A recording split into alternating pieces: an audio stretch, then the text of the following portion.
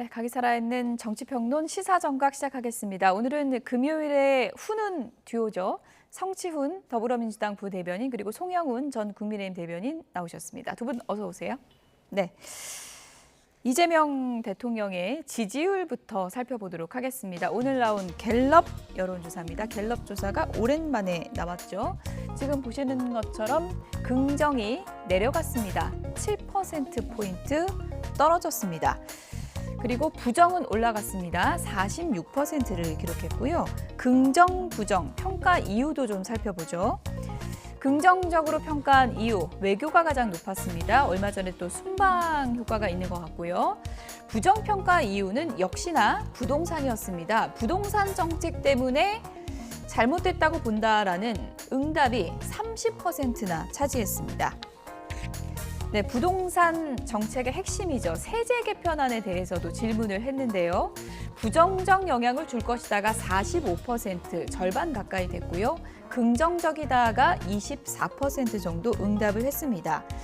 세제 개편안의 부동산 주택 시장 파급 효과, 연령별 응답도 좀 살펴보도록 하겠습니다. 긍정적 영향이다가 푸른색, 부정적 영향이다가 저희가 이제 보라색으로 표시를 해봤는데요. 2030에서 아무래도 이제 부정적인 영향이다라는 응답이 상당히 높았고요.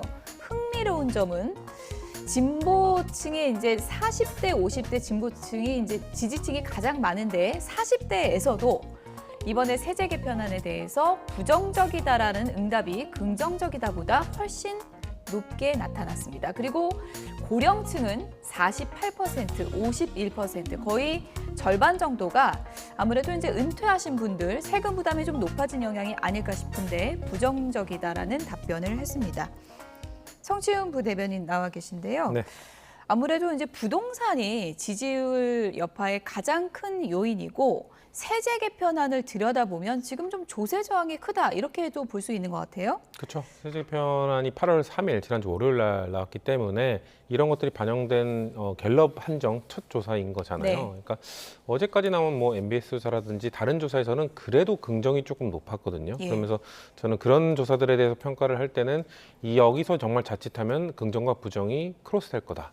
그렇게 되면 정말 민심의 이 신호등이 주황불에서 빨간불로 바뀌는 거거든요. 그렇게 되면은 이제 심리적으로 상당히 국민들이 느끼기에도 지금 이재명 정부의 국정 운영에 대해서 반대하는 사람들이 더 많다라고 인지하게 되는 순간 국정 동력에 힘이 안 실립니다. 일단 오늘 잘하고 있다가 44, 잘못하고 있다가 46이에요. 그러니까요. 예. 역전된 거죠. 그러니까 예. 이 크로스가 일어난 거기 때문에 이제 제가 방금 말씀드린 것처럼 정부의 정책에 힘이 실리지 않는 지표가 나왔기 때문에 네. 여기서는 뭔가 경각심을 갖고 뭔가 정신을 차린다 정도로 해결되는 게 아니라 정부 정책의 전면적인 뭐 전환이나 방향 전환이 확실히 국민들에게 메시지로 인식이 돼야 된다는 거거든요. 그러니까 세제 개편안 관련돼서 지금 지난주 월요일 날 발표가 된 이후에 상당히 많은 수정의 가능성이나 수정의 메시지가 나오고 있음에도 민심이 좀처럼 안 바뀐다는 거는 네. 바뀐다 하더라도 정부 정책을 신뢰할 수 없는 것 아니냐. 뭐 대통령께서는 정부 정책이라는 게 사실 딱 진리처럼 정해져 있는 게 아니기 때문에 당연히 민심 수렴을 하면서 수정을 할 수 있는 거다라고 말씀을 하셨습니다만 네. 국민들께서 느낄 때는 왜 발표하기 전에는 그 과정을 거치지 않느냐. 발표하기 전에 민심을 좀 들어보고 네. 정말 세세한 것까지 다 보완책을 마련한 이후에 발표해도 되는 건데 지금 그렇지 않다는 게 벌써 지금 2주가 채 지나지 않았는데 다양한 수정안이 나온다는 것 자체가 정부가 그런 과정을 소홀히 했다는 거 아니냐, 게을리했다는 것 아니냐라는 비판 목소리가 커지고 있는 거기 때문에 지금 이 정도 상황에서는 단순히 보완책 몇 개로 이거를 막기는 어려울 거라고 봅니다. 저는 이걸 반전시키기 위해서는 정책의 방향이 좀 전환된다는 메시지, 그런 시그널까지 보내줘야 되는 거기 때문에 지금 정부 당국에서는 좀 이거를 심각함 이상으로 좀 받아들여야 된다고 생각합니다. 네. 지금 여론조사 별로 수치는 조금씩 다르지만 뚜렷한 추세는 이제 부동산 요인으로 인해서 하락이 두드러지고 있다. 이렇게 종합할 수 있을 것 같거든요. 제가 3주 전에 우리 시사정각에서 바로 그 부분을 정확하게 예견하지 않았습니까? 3주 전에 제가 뭐라고 말씀드렸냐면 이재명 대통령이 3주 전에 주관한 부동산 국민 대토론회는 아직 저 갤럽 조사에 제대로 반영되지 않았다. 그래서 전세 대출을 집값 상승의 주범으로 지목하고 재건축 재개발의 공급 효과가 의문시된다는 메시지를 대통령이 직접 말해서 앞으로 공급이 별로 없을 것이라는 신호를 주고, 그리고 본인은 집을 팔아놓고 세금을 인상하려고 하는 것, 이런 예. 것들이 아직 미반영됐기 때문에 3주 뒤에 다 반영되면은 대통령 지지율이 더 많이 하락할 것이다. 예견했습니다. 그대로 됐어요. 그러니까 청와대가 우리 YTN 시사정각을 좀 꾸준히 보면서 예. 특히 야당이 비판하는 바를 좀 귀 기울여서 들었으면 좋겠다라는 말씀을 드리고요. 그다음에 이 세제 개편에 대해서 지금 국민적인 반응이 매우 차갑지 않습니까? 특히 무주택자들께서 이 정책의 피해는 본인들이 본다는 걸 너무나 잘 알고 있어요. 전체에서는 세제 개편에 대한 긍정평가가 24, 부정이 45인데요. 세부적으로 들어가면은 무주택자의 긍정평가는 21%밖에 안 됩니다. 즉 비거주 1주택자로 하여금 어떻게든 본인이 살지 않고 있던 그 집에 들어가서 살도록 등을 떠밀게 되면 결국에는 그 피해는 현재 전월세를 살고 있는 세입자가 보게 되기 마련입니다. 이걸 이제 국민들께서 정확하게 알고 계시기 때문에 이 정책으로부터 하루빨리 돌아 나와야 됩니다. 그런데 뒤에서 다시 말씀드리겠지만 오히려 비거주 1주택자에 대해서는 전세 대출마저 막아서 어떻게든 들어가서 살아라 라고 하는 정책이 어제 또 발표됐기 때문에 예. 이재명 정부의 이런 잘못된 부동산 정책은 교정되기가 쉽지 않을 걸로 보입니다. 벌써 3주가 됐군요. 그래서 그러고 나서 보니까 저도 두 분이 지지율 더 오른다 내려간다 내기했던 맞습니다. 것 같은데 송영훈 대변인이 일단 이긴 거예요? 어떻게 제가 된 거예요? 졌죠. 저는 지신 그때 겁니까? 깨끗하게 인정하시네요. 그렇죠. 예. 왜냐하면 제가 그 당시 말씀드렸던 게 예. 대국민 토론회와 관련된 얘기를 하고 있었잖아요. 네. 그래서 대국민 토론회의 의견을 반영할 것이다라고 예. 했는데 반영된 게 나오긴 나왔죠. 세제 개편안에 보면 대국민 토론회에서 나왔던 비거주 1주택자들에 대한 예외 조항들, 네. 뭐 정근 때문에 가는 거, 노부모 봉양 때문에 가는 거 이런 것들 다 반영했거든요. 저는 정책 당국에서 그런 것들 반영했으니 그래도 좀 다시 반등을 할 수 있을 것이라는 생각을 했는데 정책 당국에서 거기 나온 이야기뿐만 아니라 예. 더 많은 거를 담아냈어야 되는데 구멍들이 허점들이 여전히 많았던 것이죠. 그렇기 때문에 저는 뭐 그것과 관련된 정책 전문가 아니기 때문에 네. 근데 어쨌거나 지금 책임을 같이 하는 집권 여당의 일원으로서는 지금 책임감을 느낄 수밖에 없는 거다. 우리가 국민 토론에서 의견을 수렴했음에도 불구하고 허점들이 많았고 허점들이 많은 거에 대해서 국민들이 신뢰를 보내주지 않았고 그런 것들이 국정 지지율의 지속된 하락으로 이어졌기 때문에 예. 정신 차려야죠. 예. 어쨌든 성치훈 부대변인은 더 오를 것이라는 희망을 담아서 얘기했는데 정책인지 좀 못 따라온 그런 네. 측면이 있는 거고 그래서 그런지 이제 더불어민주당 부동산 의총이 어제 있었는데 상당히 좀 심각한 얘기들이 많이 흘러나왔다고 합니다. 어떤 얘기들이 나왔는지 그래픽 보면서 설명을 좀 드리도록 하겠습니다. 뭐 우리 이러다가 폭망한다 뭐 이런 얘기까지 있었다고 하는데요. 저희가 뭐 이게 비공개 의총이기 때문에 구체적인 내용은 나오지 않았지만 이런저런 내용이 보도가 되고 있습니다. 이대로는 대선 총선 못한다, 폭망한다, 우리 위기다 이런 얘기도 있었고요. 비거주 1주택자 세부담을 늘리는 정부안은 폐기하거나 총선하고 나서 그때 발표해야 된다 이런 성토도 나왔습니다. 또 한 의원은 이런 얘기했습니다. 서울시장 선거 다시 해도 민주당이 못 이긴다는 얘기들 나온다. 어차피 우리가 이게 선거 다시 한다고 이길 수가 없다. 이런 얘기고요. 거주와 비거주라는 개념으로 새 법을 만들려는 것은 처음 본다. 여당의 제일 중요한 건 정권을 유지할 수 있는 철학을 갖는 거다라는 비판이 더불어민주당 내부에서 터져나왔습니다. 서울시장 선거 다시 한다 해도 우리 못 이긴다 이런 얘기가 민주당에서 나왔다 그래요? 일단 서울시장 선거가 다시 있기는 한가요? 오세훈 시장이 물론 1심에서 지금 정치자금법 유죄 판결을 받긴 했지만 그건 아직 어디까지나 1심 판결입니다. 그러니까 민주당에서 너무나 지금 김칫국을 마시는 이야기를 하고 있다라는 점을 먼저 짚어드리고 그다음에 앞서 저희가 살펴본 민주당 의원들의 발언 중에서 가장 잘못된 것은 총선 이후에 하든지 해라. 라는 말입니다. 네. 왜냐하면은 이런 정책은 총선 이전이 됐든 총선 이후가 됐든 하면 안 됩니다. 왜?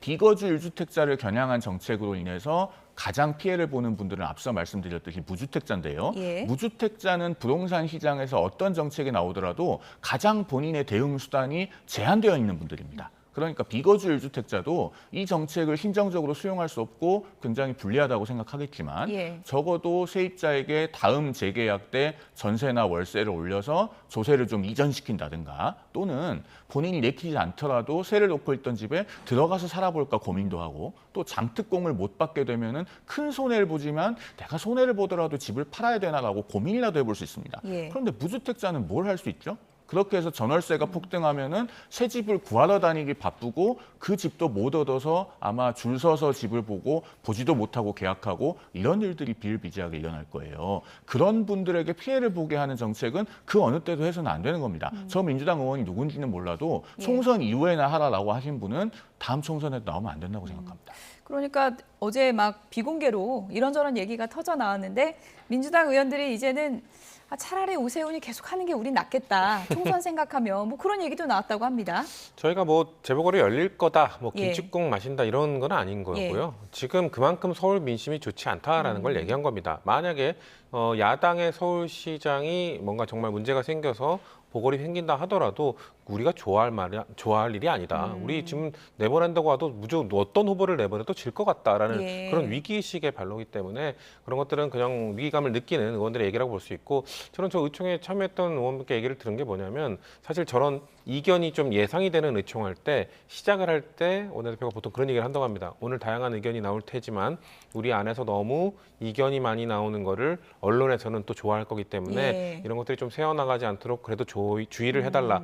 혹시나 좀 나가더라도 좀 필터링을 해달라는 얘기를 예. 부탁을 보통 의총 때 한다고 하고, 어제도 적당히 하자. 뭐 예, 이런 그렇죠. 거겠죠? 어제도 예. 있었다고 들었는데 그런데 저렇게 많이 새어나온다는 거는 그만큼 불만이나 이런 것들이 컸다는 겁니다. 저는 지적하신 부분, 만약에 서울 지역을 지역구를 하고 있는 국회의원분이 총선 이후로 해야 된다라고 주장했다면 잘못된 거라고 생각합니다. 역시나 그러면 총선 이후에 해도 됩니까? 총선 이후에는 선거 없습니까? 민심에 악영향을 주는 거라면은 총선 이후든 전이든 이거는 멈춰야 되는 거고요. 그거는 수정을 해야 되는 겁니다. 그렇기 때문에 총선 뭐 기간의 문제가 아니라 이거는 타이밍의 문제가 아니라 결국 내용의 문제이기 때문에 내용과 속도를 조절할 필요가 있다고 보기 때문에 내용과 관련돼서 어떻게 바꿀지에 대한 좀 진지한 고민이 있어야 되는데, 제가 봤을 때는 일단 원칙은 안 바꿀 것 같아요. 뭔가 이 비거주 1주택자 중에 분명히 투기 목적으로 하고 있는 사람들도 있기 때문에 예. 이 사람들을 최대한 가려내고 이 사람들을 막기 위한 움직임은 목표로 잡아야 된다는 거는 흔들리지 않는 예. 것 같은데, 근데 과연 투기꾼과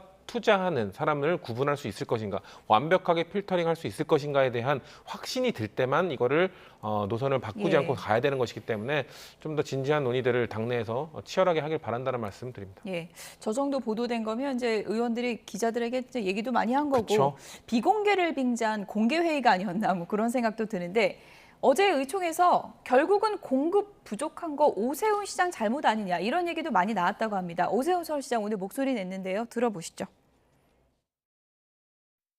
이번에는 실거주 이력만으로 투기 여부를 가려서 전세 대출까지 막겠다고 합니다.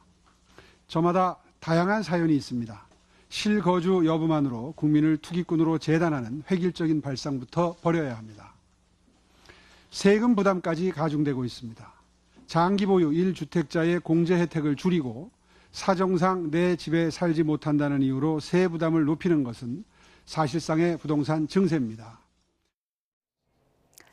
네, 그러니까 실거주 안 하는 사람에 대해서는 전세 대출도 막겠다. 어제 그런 내용도 발표가 됐는데 내용부터 좀 보시죠. 비거주 1주택자 대출 규제입니다. 수도권 규제 지역의 아파트를 갖고 있고 해당 아파트를 임대한 사람 중에 본인이나 배우자가 실거주한 적이 없는 경우 전세 대출을 금지하겠다는 겁니다. 이 세 개 항에 모두 해당되면 투기 목적으로 볼 수 있다. 이게 이제 정부의 설명이고, 뭐 예외 조항도 내놓기는 했습니다. 그러니까 본인이나 배우자가 하루라도 거주를 했거나 직계 존비 속에 임대를 했거나 세입자 계약 승계나 보증금 미반환 같은 불가피한 경우는 봐주겠다. 이런 얘기인데, 저런 항목만으로 투기다 아니다 나눈다는 게 가능하겠냐, 이런 좀 시각도 있거든요. 그러니까 지금 부동산 정책을 지나치게 이념화한 결과입니다. 예. 저런 유형의 비거주 1주택자는요. 놀랍게도 전월세 시장에서는 매우 고마운 공급자입니다. 왜 그런지 설명을 드리면, 지금 정부가 겨냥하는 것이 집을 사놓고 그 집에 하루도 살지 않았던 비거주 1주택자를 겨냥한다는 것 아닙니까? 자, 그러면은 그 비거주 1주택자가 산 집은 원래는 누군가 세입자가 있었을 겁니다. 그리고 그 전세나 월세로 놓고 있는 상태를 그대로 승계하면서 유지했겠죠. 뭐 예. 중간에 세입자는 바뀌었을 수 있겠지만, 그러면은 전월세 시장에서 전월세 공급을 감소시키지 않으면서 매매 거래가 일어난 거예요. 그런 점에서 전월세 시장의 고마운 공급자입니다. 자, 그런데 저런 정책을 펼치게 되면 자기가 살고 있는 다른 집에 대한 전세 대출이 안 나오는 거잖아요. 그러면은 자기가 사놓고 안 들어갔던 집에 어떻게든 들어가려고 하게 됩니다. 자, 문재인 정부 때의 부동산 정책이 똘똘한 한 채로 요약된다면, 네. 이재명 정부의 8.3 부동산 증세는 똘똘한 한 채에 들어가서 살아라로 요약이 되는 거고, 어제 나온 저 비거주 1주택자에 대한 전세 대출 금지는 똘똘한 한 채 제발 반드시 꼭 들어가서 살아라 요약되는 겁니다. 예. 그럼 누가 고통받겠습니까? 그러니까 저렇게 부동산 정책을 지나치게 이념화하면은 무주택자가 가장 고통받게 되는 네, 겁니다. 당장 불안한 세입자들도 좀 많을 것 같습니다. 그래서 지금 예. 조간에서 연일 보도되고 있는데 세입자들이 집주인 전화 받는 걸 두려워한다잖아요. 예. 그런 상황이 현실로 펼쳐지고 있습니다. 당장 나가라고 할까봐. 그런데 다음- 이제 전세 물량도 없는 거고요. 그렇죠. 예. 계약갱 신청구권이 있다고 하더라도 네. 집주인이 들어와서 살겠다고 하면 사용할 수가 없기 때문입니다. 민주당에서는 이제 오세훈 서울시장이 윤석열 정부 땐 그린벨트 막 풀더니 너무 정파적인 거 아니냐 이런 비판도 있습니다. 사실 윤석열 정부 때 비수도권, 수도권 가리지 않고 그린벨트를 상당히 많이 해제했었고 예. 그거에 대해서 오세훈 시장은 동의를 해줬었죠. 국민의힘도 동조를 해줬었고요. 근데 또 그런 건 있습니다. 정파적인 문제라고 말씀을 하시면 그 당시에 민주당도 그린벨트 해제에 대해서는 야당의 입장으로서 너무 많이 푸는 거 아니라고 비판을 했었거든요. 예. 그러니까 공급을 해야 하는 정부 여당의 입장이 되면은 그린벨트를 해제를 해서라도 하자는 목소리를 좀 내는 거고 여당의 입장이 됐을 때랑 야당이 이렇게 갈린다라는 말씀을 드리는 건데 저는 오세훈 시장에게 말씀드리고 싶은 거는 오세훈 시장이 지금 공급 문제에 모든 책임을 갖고 있는 건 당연히 아니죠. 예. 저는 집권 여당과 서울시장은 공동의 책임이 있다. 근데 저는 여당, 정부 여당이 조금 더 큰 권한을 갖고 있기 때문에 책임을 굳이 그 무게감을 따진다면 저희가 더 많은 책임감을 가져야 된다고 생각합니다. 다만 오세훈 시장이 계속해서 뭔가 재개발 재건축과 관련된 규제를 풀라고 하잖아요. 근데 지금 당에서 그 정부에서 발표한 걸 들어보면 그것과 관련된 규제를 조금씩 풀어주고 있어요. 뭐 조합원 비율을 75%에서 70%로 낮춘다든가 예. 아니면 거기서 이주하는 분들의 대출 제한을 풀어준다든가 어제 사실 서울시에서도 그런 부분은 이거는 좋은 정책이다라고 발표를 했죠. 물론 본인들이 말하는 만큼 안 됐기 때문에 부족하다라고 얘기는 했습니다만 정부도 재개발 재건축과 관련해서 한 발자국 물러나면서 서울시의 입장을 받아준 겁니다. 예. 그러면 정부가 주장하고 있는 그린벨트가 됐든 아니면 다른 추진이 됐든 서울시에서도 어느 정도 양보를 해주고 정치를 해야 되는 건 아닙니까? 예. 너무 본인들의 주장만 고집하는 모습을 보이는 거는 서울시장으로서 천만 서울 시민을 대표하는 사람으로서 조금 더 그 책임 있는 모습을 보여줘야 된다고 저희 말씀을 드리고 싶습니다. 여나 야나 뭐 정부나 정파적인 접근이 아니라 정말 국민의 삶을 생각하는 그런 마음이 필요하지 않을까 그런 생각이 드는데요. 이런 가운데 이재명 대통령은 지난 6월에 주호영, 박덕흠 의원 등 국민의힘 소속의 이제 전현직 국회 부의장과 중진 의원들과 비공개 골프 회동을 한 것으로 알려졌습니다. 이 회동의 의미 어떻게 봐야 될까요? 관련 얘기 들어보시죠.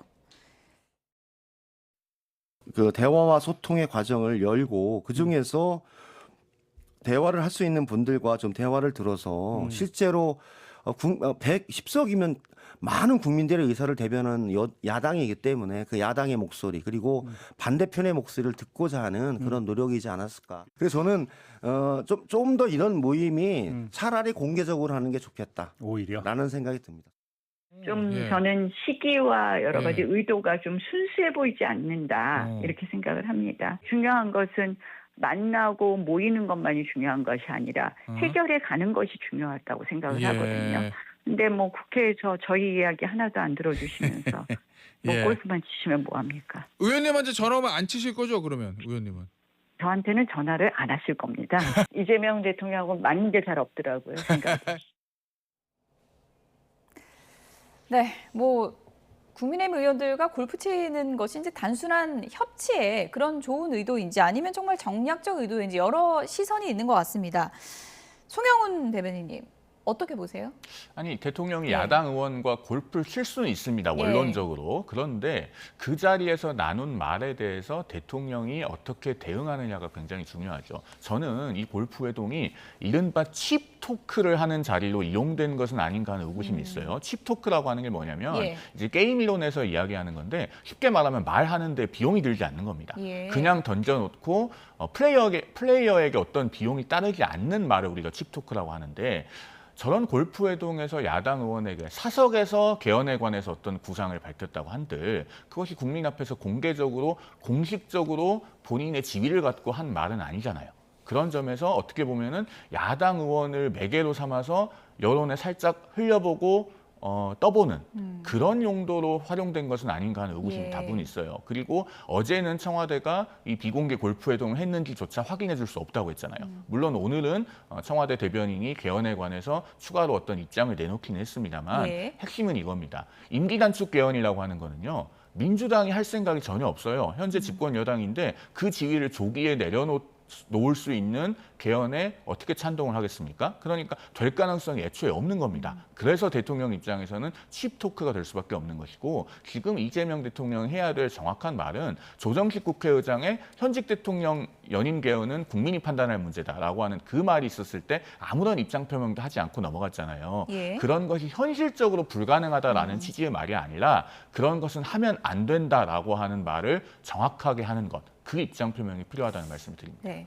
뭐 골프를 치면서 개헌 얘기를 했다는 건 좀 맞지는 않는 것 같긴 한데 어쨌든 그 얘기가 나왔다는 거고 이례적인 건 청와대 대변인이 오늘 공식 입장을 밝혔다는 부분이고 4년 중임 대통령제에 대해서는 국민적 수용성이 높다고 생각한다. 이런 견해를 밝혔거든요. 사실 상당히 오랜 기간 동안 87 체제 이후 개헌 예. 권력 구조와 관련 논의를 할 때 국민들께서는 4년 중임제에 가장 많은 동의율을 보여줬기 때문에 그런 원론적 차원의 이야기일 거라고 예. 보고요.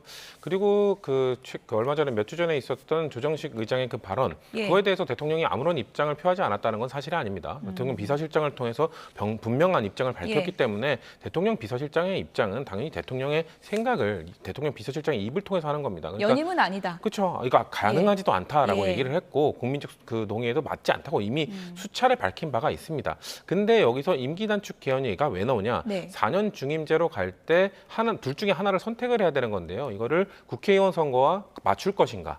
아니면 국회의원 선거가 2년 단위로 해서 중간 평가 성격을 갖게 할 것인가? 예. 근데 지금 이 임기 단축 얘기가 나온 거는 지금 2년 뒤에 총선, 3년 뒤에 대선 요게 있기 때문에 예. 그러면은 대통령의 3년 뒤 개선을 1년 단축하고 그러면은 차기 대통령 선거를 그 국회의원 선거 맞춰서 할 수도 있지 않겠냐라는 걸 보여준 거기 때문에 예. 그런 차원에서 대통령이 그런 것까지 고민할 정도로 나는 4년 중임제 개헌에 의지가 있다라는 걸 표명한 겁니다. 저는 네. 이 개헌 이야기 나왔을 때 조정식 의장의 그 발언이 좀 물론 문제가 되었을 때도 계속 얘기했지만 개헌 논의를 하는 거는요 여야의 유불리를 따질 게 아니라 예. 국민들을 위해서도 좋은 거고요. 제왕적 대통령제라 불리는 한국형 대통령제에서 대통령의 권한을 내려놓는 그 개헌을 한다. 이건 야당에도 좋은 겁니다. 그렇기 때문에 그거에 너무 대통령이 그래서 연임할 거냐 안 할 거냐에만 너무 집중할 게 아니라 이 권력 구조를 그래서 어떻게 바꿀 것인지 논의를 시작하는 거는 저는 매우 필요하고 4년 절실하다고 생각합니다. 중임제를 민주당이 받을 가능성도 있어요? 저는 해야 된다고 생각합니다. 받아야 된다고 생각하고 다만 이거를 저희가 또 너무 덜컥 먼저 받아버리는 제스처를 취하면은 또 국민의힘에서 야당에서는 이거 다 정해놓고 하는 것 아니냐라고 얘기를 할 수 있거든요. 예. 어차피 개헌안은 국민의힘 동의 없이 못합니다. 200석이 넘어야 되기 때문에 네. 그렇기 때문에 국민의힘과 함께 테이블을 열고 그런 다음에 그 테이블 논의 과정을 거치면서 그런 4년 중임제로 가자라고 주장을 해야 하는 게 맞다고 생각합니다. 200석이 필요해서 그러니까 뭐 이거는 그냥 의심일 수 있어요. 네네. 그래서 골프회동 같은 것을 하는 것이냐 뭐 이런 시각이 있을 수 있는 거 아닙니까? 거기 골프를 나오신 분이 예. 진정성을 얻었으니 나는 찬성을 해주겠다 이렇게 생각을 안 하실 것 같고요. 예. 또 일부 당권파 패널 분들, 국힘의 그런 분들은 저렇게 골프 회동을 하는 게 그분들을 결국 데려가려고 하는 것 아니냐, 예. 장관이나 뭐 자리를 주려는 것 아니라고 예. 의심들을 하시는데 저는 전혀 그런 것과는 목적이 없다고 보고 정말 그냥 야당 중진 의원들과 소통의 개념이라고 생각합니다. 소통의 개념이다. 장동혁 국민의힘 대표가 즉각 글을 올렸습니다. 이런 얘기입니다. 분권형 개헌을 꺼내드는 거 연임 불가 피하려는 꼼수다. 자신의 임기를 포기해서라도 개헌을 한다는 건 고래가 사막을 지나가겠다는 말이다. 말도 안 된다라고 하면서요. 분권형 개헌은 연임 불가를 피하려는 꼼수고 어떤 수단을 동원하든 내가 권력을 놓지 않겠다는 뜻이다라고 해석을 했습니다. 또 지지율이 폭락하자 어지간히 조급한 모양이다. 재판 재개를 생각하면 겁도 날 테다라고 하면서 왜 본인한테는 골프 치자는 소리도 안 하냐? 물론 같이 칠 생각은 없다. 이렇게 또 선을 긋기도 했습니다. 장동혁 대표의 생각, 본인만의 지나친 의심입니까? 아니면 합리적인 의심입니까? 어떻게 보십니까? 우리 국민들께서요. 예. 이재명 대통령이 정말로 본인의 임기를 단축해서라도 개헌을 하고 싶어 한다는 그 진정성이 있다고 얼마나 믿으실까요? 왜냐하면 본인의 임기를 단축해서 대통령직에서 조기에 내려오는 순간 본인의 그 5개 재판이 재개됩니다. 특히나 대북송금 사건 같은 경우는 여권에서 정말 공소 취소에 혈안이 되어 있는데 왜 그렇습니까? 이화영 전 경기평화부지사에 대해서 대북송금 유죄가 이미 대법원에서까지 확정됐잖아요. 그 사건은 100억 원이 넘는 제3자 뇌물죄까지 걸려있기 때문에 이 대통령은 재판받으면 중형을 피할 길이 없습니다. 예. 그런데 임기를 단축해서 더 빨리 재판을 받고 싶어 한다고요? 그러면 왜 이렇게 여권에서는 공소취소 특검법까지 발의하고 박상용 검사 한 명을 법무부는 못 살게 굴어서 혈안이 되어 있습니까? 예. 그러니까 그 말을 믿을 수가 없는 없는 것이고 앞서 성치훈 부대변인께서 조정식 국회의장의 현직 대통령의 연임 개헌은 국민이 판단할 문제다라는 발언을 했을 때 청와대 비서실장이 대통령의 메시지를 전달했다라고 말씀하시는데 당시에 강훈식 비서실장이나 홍익표 정무수석이 말한 메시지의 결은 현실적으로 가능하지 않다는 것이지 예. 그런 것을 이 대통령이 하면 안 된다고 생각하고 있다는 건 아니었습니다. 예. 이 하면 안 된다와 현실적으로 가능하지 않다는 많이 다르기 때문에 현실적으로 가능하지 않다는 그러면 가능한 여건이 만들어지면 할 수도 있다는 거예요. 이 부분에 대해서 먼저 국민적 의구심을 정확하게 끊고 가야 그다음에 생산적 개헌 논의를 할 수 있는 어떤 전제 조건이 예. 마련되는 것이다. 이 부분을 말씀드립니다. 청와대에서도 뭐 이제 국회에서 해야 된다. 200석이 필요하기 때문에 뭐 청와대가 추진할 수 있는 게 아니고 국회에서 추진해야 된다라는 입장을 밝혔는데 이 논의가 좀 무르익을지 보겠습니다. 민주당 전당대회 소식 짚어보겠습니다. 호남 대전을 하루 앞두고 있는데요. 분위기는 이렇습니다. 함께 보시죠. 옛날 같으면 역적으로 목을 잘라 정말 진압을 해야 될 그런 사안이잖아요. 목을 잘라야 된다 이렇게 또 험한 말씀을 하시는데 비우고 그거는 제가 비유도 저도 과한 건 그건 사과를 제가 요청을 하지는 않겠습니다. 아니 내가 이거 죄송하다 말씀드릴게요. 일부러 제가 한 건데.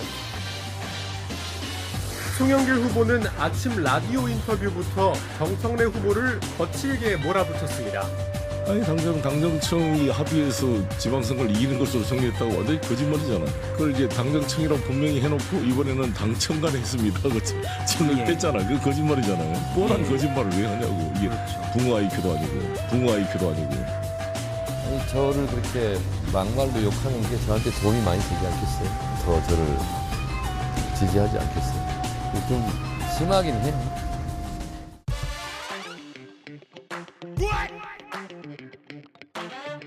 송영길 후보께서는 김대중 대통령께서 알아보시고 영입 인재로 발탁해서 지금 뭐 민주당에서는 가장 최다선 선배 의원으로서 여러 가지 경륜 같은 그런 느낌입니다. 앞으로 너무 험한 말을 하지 마시고 뭐 자른다, 목 자른다 이런 얘기 하지 마시고 좀 좋은 말로 후배들에게 귀감이 되는 선배 원로 의원이 되셨으면 고맙겠습니다. 원로 의원까지 되는. 네, 우리 정청래 의원님 사랑하고 존경하는 후배님입니다. 정말 이분이 법조인도 아닌데 이게 만주 변호사라 그런지 지금 공부를 이렇게 열심히 해가지고 헌법을 쫙 깨더라고. 그래서 내가 정청래 후보님의 그 순간순간 승부하려면 저는 정말 족탈불급이거든요. 그리고 제가 정말 부러운 것은 SNS 그 열심히 하시는 거. 그건 정말 그 성실성인 것 같아요. 그래서 제가 가끔 저 젓가락 싸들면 나 죽어도 못하는데 그래서 저는 뭐 좀 해보고 싶다 하는 그런 부러움을 사실 가지고 있습니다. 그래서 송영길 우리 후보님은 제가 정말 진심 존경합니다. 이번에 표가 조금 덜 나오는 건 지난번에 표 다 받으셔가지고 조금 남은 것만. 예, 알겠습니다. 누가 대표가 되더라도 전당대회 이후 당을 다시 하나로 묶는 일이 첫 과제가 될 전망입니다. 네, 관록의 새 후보라 그런지 막 싸웠다가도 저렇게 웃고 마지막에 칭찬합시다까지 저희가 보여드렸는데 뭐 웃는 게 아닌 거죠? 그렇죠. 뭐 예. 칭찬이 아니다라는 분들도 계시지만 그래도 너무 치열했던 토론에서 저 정도의 약간 숨 쉴 수 있는 공간을 만들어주는 거는 저 매우 절실했다고 생각하고. 자꾸 보니까 세 분 되게 잘 어울려요. 그렇죠. 근데 국민들께서 저렇게 안 그래도 저도 SNS에 보면은 예. 민주당 지지하는 분들 중에서 저렇게 세 분이 딱 동시에 웃는 사진을 캡처를 해서 이렇게 보니 얼마나 좋냐라고 올리는 분들 계세요. 근데 예. 우리 아까 영상 봤을 때 마지막에 그 기자분의 목소리였나요? 결국 전대위에 어떻게 통합하는지가 관건이다라는, 저는 그게 사실 정말 크게 와닿았고 그게 정말 절실하다고 생각하는데 지금 너무 치열했지만 지금 그리고 저기에서 잠깐 숨 쉴 틈을 가졌지만 지지자들은 그렇지가 않거든요. 지지자들은 거의 반으로 뚝 갈라져 있습니다. 그렇기 때문에 이 지지자들이 사실 정치인들은 저렇게 하고 전대를 치른 이후에 아니면 선거를 치른 이후에 갑자기 손잡고 나타나서 같이 만세를 부르는 게 정치인이에요. 근데 지지자들은 그렇지 못하거든요. 지지자들 마음 사이에 생긴 생채기는 상당 기간 오래 갑니다. 그렇기 때문에 그 생채기를 어루만져주고 극복하기 위해서는 저기 나온 세 분이 책임감을 느껴야 됩니다. 예. 송영길 후보님 3등을 하신다 하더라도 물론 모릅니다. 예. 혹시나 3등을 한다 하더라도 본인께서 아까 전에 우리가 초반에 영상에 나왔던 게 그건 비유고요. 근데 너무 과했죠. 하고 사과를 하셨잖아요. 근데 또다시 또 다른 비유를 하시다가 또 너무 과한 표현을 하셨거든요. 붕어 IQ 얘기하시는 네, 거죠? 네, 네. 그거 저희가 전해드려야 되는데 오늘 네. 송영길 후보가 아, 사과했습니다. 네, 네. 붕어 IQ 그 표현은 지나쳤다. 그렇죠. 지나친 거죠. 그러니까 사과할 이야기는 최대한 안 하는 게 좋거든요. 예. 그러니까 그런 것처럼 새 후보님 모두 선거 이후를 좀 지금부터 좀 준비하셔야 되지 않나. 그 전당대회 이제 다 끝났습니다. 다음 주 월요일은 끝나기 때문에 그 이후에 대한 대비를 지금부터 하셔야 된다고 생각합니다. 끝으로요. 다음 주 두 분 뵐 때는 이제 당대표 얼굴이 정해져 있을 텐데 호남 대전, 수도권 대전 어떻게 예상하십니까? 호남 대전의 경우 이제 광주 전남과 전북을 좀 나눠서 예. 봐야 되긴 하는데 그걸 모두 합쳐 놓으면은 그래도 김민석 전 총리가 좀 우세할 거라는 것이 중론이긴 해요. 그리고 수도권의 경우는 이제 권리당원 투표율을 좀 봐야 될 것 같고 그게 관건이긴 한데 전반적으로 핵심은 이겁니다. 그러니까 민주당 권리당원들이 지금 현재 대통령이 의중에 두고 있는 사실상의 대통령의 당무 개입에 의해서 옹립되다시피 하고 있는 김민석 전 총리가 낙선하는 결과가 발생했을 때 예. 여당 내부에 큰 원심력이 작용하는 것을 더 많이 우려할 것인가 아니면은 김민석 전 총리가 돼서 뭐 조작 기소는 취소하는 것이 원칙이다라고 하면서 이 대통령의 재판을 없애는 데 골몰하는 그러니까 여당이 대통령의 지배를 받게 되어서 필연적 실패의 길을 가는 것 그것을 더 우려할 것인가 여기에 달려 있다고 봐요. 예. 남은 며칠 동안에도 뭐 여론은 계속 움직일 수 있으니까 최종 국민 여론조사 결과 발표까지 좀 지켜봐야 된다는 네. 생각을 하고 있습니다. 국민 여론조사가 30% 들어가니까 또 이 표심은 또 어디로 갈지 이 부분도 관심사인 것 같습니다. 지금까지 성치훈 민주당 부대변인, 송영훈 전 국민의힘 대변인 두 분이었습니다. 고맙습니다.